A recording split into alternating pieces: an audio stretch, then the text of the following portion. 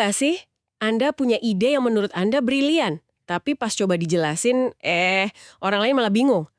Atau sebaliknya, pernah nggak Anda ada di tengah situasi yang rumit banget, mungkin lagi sedih, atau negosiasi alot, atau ya ampun kerjaan numpuk nggak ada habisnya, terus Anda berharap gitu, andai aja ada petanya ya. Hari ini, kita mau bahas kekuatan di balik peta-peta konseptual itu. Kita akan bedah bab 5 dari buku Dory Clark, Stand Out. Judulnya Ciptakan Kerangka Kerja. Di sini ada satu ide yang kuat banget. Para pemikir paling berpengaruh itu bukan cuma orang yang idenya bagus, tapi mereka yang bisa ngubah sesuatu yang abstrak dan kacau jadi terstruktur, jadi bisa dipakai orang lain. Betul. Dan mengemas ide ini tuh bukan cuma soal marketing loh ya, bukan cuma bikin slogan keren. Ini beneran proses mikir yang dalam. Jadi misi kita hari ini tuh mau bongkar gimana sih cara bikin peta ini? Apa benang merahnya antara cara kita paham duka, cara kita dibujuk beli sesuatu, sampai cara kita mulai gerakan sosial. Jawabannya yaitu kerangka kerja. Oke, mari kita mulai dari yang paling personal kali ya, emosi. Contohnya proses berduka. Sebelum ada Elizabeth Kubler-Ross kan, kesedihan itu ya rasanya personal banget, sunyi, nggak ada bentuknya, kayak tersesat di hutan gelap aja gitu. Tepat. Terus dia datang dan ngasih semacam peta. 5 tahap kesedihan itu. Penyangkalan, marah, tawar-menawar depresi, terus penerimaan. Tentu ya, kerangka ini banyak kritiknya juga. Iya, banyak yang bilang kan nggak selalu berurutan begitu. Nah, itu dia. Psikolog modern bilang kesedihan itu nggak linear. Orang nggak selalu jalan rapi dari tahap 1 ke 5. Tapi, bukan itu intinya. Ah, menarik. Jadi nilainya itu bukan di akurasi prediksinya, tapi lebih sebagai alat bantu navigasi gitu. Persis. Kerangka itu nggak ngilangin rasa sakit, tapi dia ngasih bahasa, ngasih struktur. Tiba-tiba orang yang tadinya merasa sendirian bisa bilang, oh yang aku rasain ini marah, ini wajar, ini bagian dari proses. Jadi ada semacam pegangan di tengah badai. Misteri yang tadinya nakutin jadi sebuah proses yang bisa dipahami. Oke. Dari peta emosi internal, kita coba geser ke peta kekuatan eksternal yang, wah ini sih mempengaruhi kita tiap hari tanpa sadar. Saya ngomongin Robert Cialdini. Ceritanya dia ini menarik banget. Dia profesor psikologi yang ngerasa dirinya itu target empuk. Iya, dia bilang sendiri dia itu sucker. Selalu aja pulang-pulang bawa langganan majalah yang nggak dia butuhin atau nyumbang ke lembaga amal yang baru dia dengar. Terus dia penasaran kan, kok bisa ya aku kena terus? Betul. Dan karena dia ilmuwan, rasa penasarannya itu ngambil alih. Dia nggak cuma ngeluh, dia turun langsung, riset penyamaran 3 tahun. Dia nyamar jadi syabah, macam-macam. Calon pembeli mobil bekas, ikut pelatihan sales. Sampai wawancara perekrut sekte kan? Gila sih itu. Dia pengen tahu jurus rahasianya apa? Nah, itu dia. Dia pengen tahu jurusnya. Dan pertanyaan kuncinya kan, apa dia nemu satu jurus pamungkas gitu? Iya, itu yang saya penasaran. Ternyata, enggak. Dia nggak nemu satu jurus, tapi dia nemu sesuatu yang jauh lebih kuat. Semua taktik yang kelihatannya beda-beda itu ternyata akarnya sama. Cuma dari 6 prinsip psikologis universal. Dia berhasil memetakan DNA-nya persuasi. Oke, kita coba bedah satu-satu ya ke 6 prinsip ini. Penting banget ini buat Anda pendengar. Pertama itu timbal balik, reciprocity.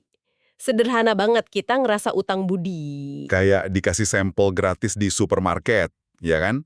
Tiba-tiba nggak enak aja kalau nggak beli. Nah, terus yang kedua, komitmen dan konsistensi. Sekalinya kita bikin pilihan kecil atau ngomong setuju sama sesuatu, kita cenderung bakal bertahan sama itu, biar kelihatan konsisten. Ya, makanya suka ada petisi selamatkan hutan dulu, baru beberapa minggu kemudian ada permintaan donasi. Kita kan udah komit sama idenya. Yang ketiga, bukti sosial, social proof.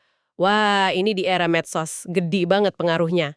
Kita ngelihat orang lain ngapain, ya kita ikutin. Restoran yang ramai kelihatan lebih meyakinkan kan daripada yang sepi.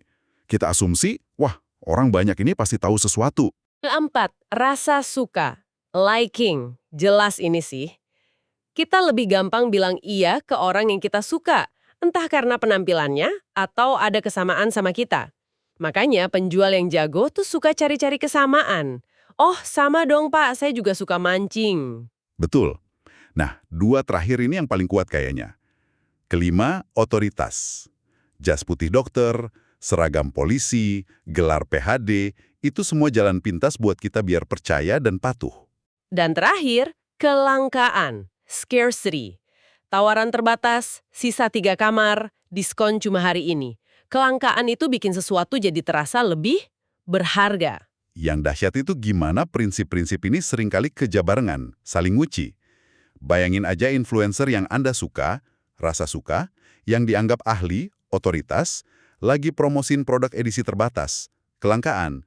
Susah banget nolaknya. Jadi Cialdini ini, dia nggak nyiptain persuasi. Dia cuma ngasih kita peta biar bisa baca situasi. Tepat, dia ngasih kita kacamata buat lihat matriks di baliknya. Oke, jadi kerangka Cialdini itu peta buat memahami dunia.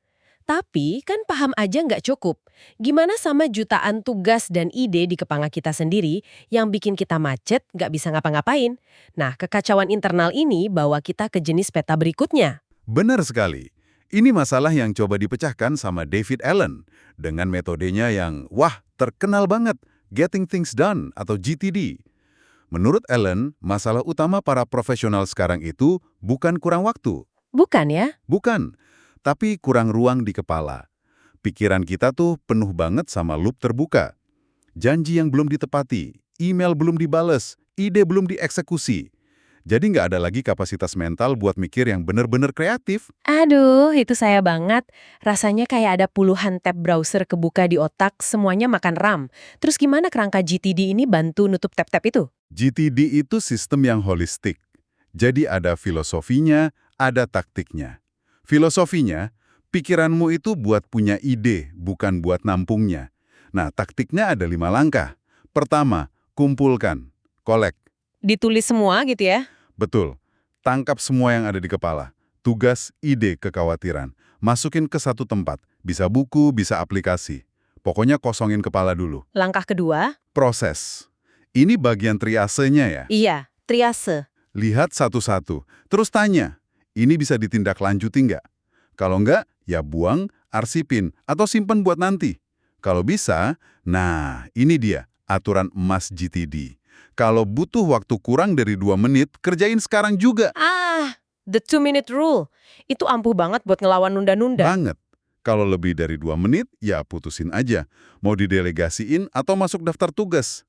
Langkah ketiga, Atur, organize. taruh semuanya di tempat yang benar. Janjian masuk kalender. Tugas proyek masuk daftar proyek.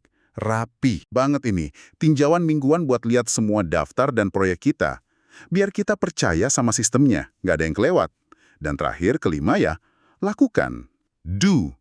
Kalau pikiran udah jernih, pilihan udah terorganisir, kita jadi bisa milih mana yang paling penting dikerjain. Jadi GTD itu bukan sekedar tips produktivitas ya, tapi kerangka kerja biar pikiran kita tenang gitu. Persis. Allen nyebutnya mind like water. Pikiran yang tenang, jernih, siap merespons apapun. Jadi, kekacauan mental yang bikin lumpuh itu diubah jadi alur kerja yang terstruktur. Oke, jadi kita udah bahas kerangka buat paham emosi, paham persuasi, sama kerangka buat bertindak. Dua-duanya ini kan diciptain sama penemunya langsung, tapi di sumber kita ini ada poin menarik. Kita nggak harus jadi penemu buat jadi pemimpin pemikiran. Kadang peran paling penting itu justru jadi penerjemah. Tepat. Atau mungkin kartografer yang lebih baik. Contohnya kisah John Allen ini. Di dunia sepeda di Amerika ada pemikir brilian namanya John Forester. Dia punya ide revolusioner soal keselamatan bersepeda. Namanya bersepeda secara vehikular. Maksudnya gimana tuh? Intinya, pesepeda itu bakal jauh lebih aman kalau mereka bertindak kayak kendaraan lain di jalan. Jadi ambil lajur, patuhi rambu, jangan malah mepet-mepet di pinggir jalan. Oh, masuk akal. Secara data, idenya terbukti benar dan bisa nyelamatin nyawa. Tapi masalahnya ada di orangnya ya, si Forester ini. Nah, itu dia masalahnya. Forester ini digambarin sebagai orang yang brilian, tapi abrasif banget, konfrontatif, nggak sabaran sama orang yang nggak setuju sama dia. Hasilnya, idenya yang bagus banget itu jadi susah diterima. Wah, kalau kita sambungin ke Cialdini tadi, ini gagal total di prinsip rasa suka ya. Orang nggak mau beli idenya karena nggak suka sama penjualnya. Tepat sekali. Analisis yang bagus. Disinilah John Allen masuk. Ellen ini insinyur yang percaya 100% sama idenya Forrester. Tapi dia sadar kemasannya salah. Jadi dia melakukan sesuatu yang krusial. Dia mengemas ulang idenya Forrester. Diterjemahin, gitu ya? Betul. Dia tulis buku yang lebih gampang dicerna. Nadanya lebih ramah, lebih mendidik. Dihilangin semua bahasa yang konfrontatif. Puncaknya, dia saring semua itu jadi buklet tipis. Cuma 46 halaman. Jadi buku panduan praktis. Dan hasilnya? Luar biasa. Buklet kecil itu diadopsi jadi buku panduan pengemudi sepeda Pennsylvania yang resmi. Terus diikuti 4 negara bagian lain. Hampir 400.000 eksemplar laku. John Allen nggak nemuin ide baru loh. Tapi dia bikin kerangka yang bikin ide hebat itu jadi bisa diakses, jadi bisa diadopsi. Dia jadi penyintesisnya ya? Kayak Malcolm Gladwell yang bisa nerjemahin riset-riset rumit buat kita. Kontribusi penerjemah itu bisa sama berharganya dengan penemu. Ini membawa kita ke contoh terakhir, yang mungkin jenis kerangka kerja yang paling halus tapi kuat banget.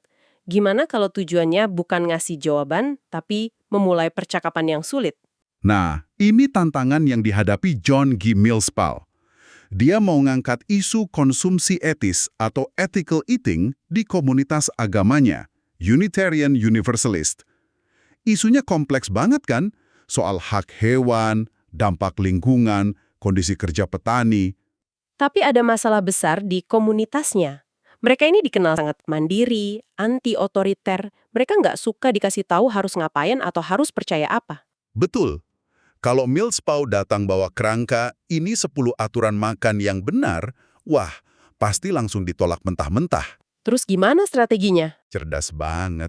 Dia paham betul audiensnya. Jadi, alih-alih ngasih kerangka jawaban, dia nyiptain kerangka untuk diskusi. Dia nggak bilang, ini loh yang benar. Tapi dia meluncurkan sebuah proses studi selama 4 tahun. Format yang udah biasa dan dihormati di tradisi mereka. Jadi dia nggak ngasih peta harta karun ya? Dia cuma ngasih peralatan sama kompas, terus biar tiap kelompok nemuin jalannya sendiri. Analogi yang sempurna. Dia nyediain peralatan itu. Daftar bacaan, daftar film, panduan kebaktian, contoh khotbah, bahkan resep buat diskusi sambil makan bareng. Dia ciptain struktur yang aman buat mereka ngejelajahin isu ini dan sampai pada kesimpulan mereka sendiri. Pendekatannya dari bawah ke atas. Dan itu berhasil. Luar biasa berhasil. Lebih dari 40% jemaat di seluruh Amerika dan Kanada ikut serta. Akhirnya, denominasi mereka secara kolektif ngeluarin pernyataan sikap yang mendukung konsumsi etis. Pernyataan itu sendiri mungkin nggak mengubah dunia ya, tapi itu jadi pijakan buat para aktivis di dalam gereja. Dia berhasil karena dia nggak maksa, tapi memfasilitasi percakapan. Dengan sebuah kerangka. Jadi kalau ditarik benang merahnya dari semua contoh ini, menciptakan kerangka kerja itu bukan cuma soal ngatur info di bullet points ya, ini soal menerangi kegelapan. Entah itu kegelapan emosi kayak Kubler-Ross, mengungkap kekuatan tak terlihat kayak Cialdini, Atau ngasih peta buat bertindak di tengah kekacauan kayak David Allen. Bikin pesan penting jadi gampang diakses kayak John Allen. atau ya itu tadi, menciptakan ruang aman buat percakapan sulit kayak Millspaw. Pada akhirnya, ya sebuah kerangka kerja yang baik itu hadiah. Hadiah buat audiens Anda. Anda melakukan kerja keras intelektual buat nyaring, nyusun, dan ngasih nama ke sesuatu yang rumit biar mereka bisa lebih gampang paham. Anda ngasih mereka alat buat mikir dan bertindak. Ini yang ngubah seseorang dari cuma punya ide jadi pemimpin yang nunjukin jalan.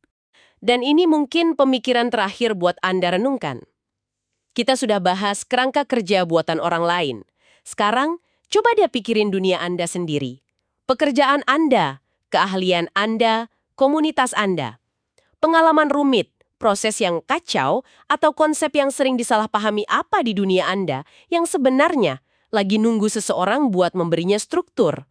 Buku panduan apa yang dibutuhkan orang-orang di sekitar Anda yang mungkin cuma Anda yang bisa menuliskannya.